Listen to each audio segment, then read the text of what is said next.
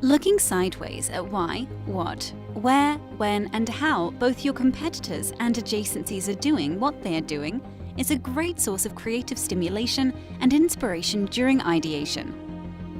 Analyze their digital media, investigate their web analytics, examine research reports and other media mentions.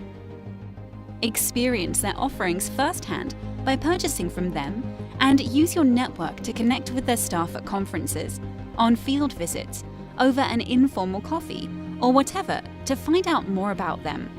History is littered with unashamed copycat successes. There are just so many examples.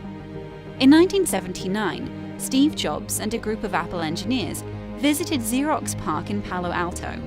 It was on this visit that Jobs discovered the mouse, Windows, icons, and other technologies that had been developed at PARC. These wonders had been locked away at PARC by a staff that didn't understand the revolutionary potential of what they had created. Jobs, in contrast, was immediately converted to the graphical user interface, and he copied them for his Apple Macintosh launch in 1984. He showed an early version of this GUI to Bill Gates, who copied from him when he launched Microsoft Windows in 1985. What an irony it is that the two most important men in the computer industry stole their ideas from Xerox, a company that played no part in the development of the industry. Another way to look sideways is to examine businesses that offer same or similar products and/or services to very different customer segments. This can be pure gold.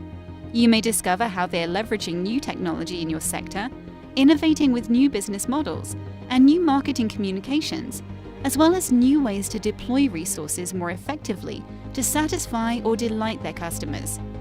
You can use these ideas that have been developed in your sector to solve problems in your business. In 1987, an Irishman, Tony Ryan, owned an ailing airline. It was almost bankrupt. He sent his 26-year-old accountant, Michael O'Leary, to Dallas to meet his dear old friend Herb Kelleher, owner of Southwest, by then a hugely successful low-cost airline. O'Leary drilled Kelleher about no-frills services, alternative revenue streams, satellite airports, single-model planes, and so much more. O'Leary came home from Texas, totally energized, and relaunched Ryanair, and we all know how that story has unfolded.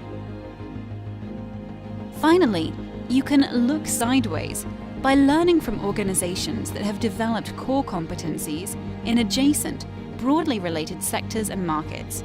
When James Dyson went casting for a new technology for vacuum cleaners, unlike the standard bag filters, he looked sideways and found it in sawmills, which traditionally use industrial cyclone fans to suck up the sawdust. This spinning cycle method became the heart of his Cyclone brand of vacuum cleaners.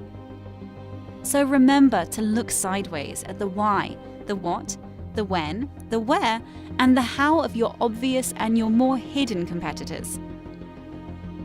Looking sideways is such a rich source of creative stimulation and inspiration during ideation for innovators and entrepreneurs alike.